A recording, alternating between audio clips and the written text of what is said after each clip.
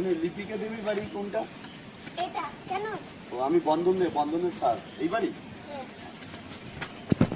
মা বাইরে বন্ধনের স্যার এসেছে।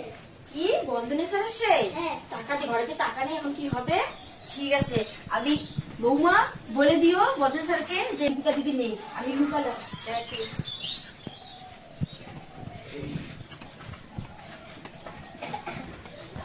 লিপিকা দিদি আছে বাড়িতে? লিপিকা দিদি আছে? না তো, শাশুড়ি মা বাড়িতে কোথায় গেছে? জানি না কই। আপনার শাশুড়ি মা? হ্যাঁ। তাহলে বলবেন আমি আগামীকাল আসবো, কিস্তিগুলো দিতে হবে, ঠিক আছে? ঠিক আছে।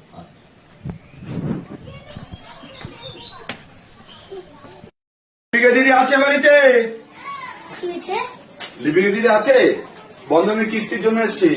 মা কিন্তু বন্ধনের স্যার এসেছে। বন্ধনের স্যার এসে কি করবো এখন? রোজ রোজ একটা শুধু আসো, আমার কাছে তোমার টাকা পয়সা নেই। বৌমা তুমি বলে দাও তো যে বৌমা শাশুড়ি মার শরীর খারাপ।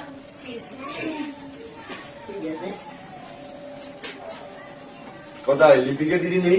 না, শাশুড়ি মার তো শরীর খারাপ। তাই শরীর খারাপ, সেই জন্য পেলাম না আজকে, শরীর খারাপ।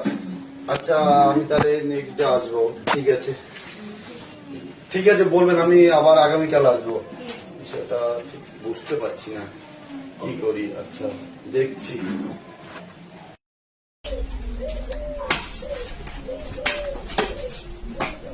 কে আছেন বাড়িতে? কে? এই একটু ভিক্ষার জন্য এসছি।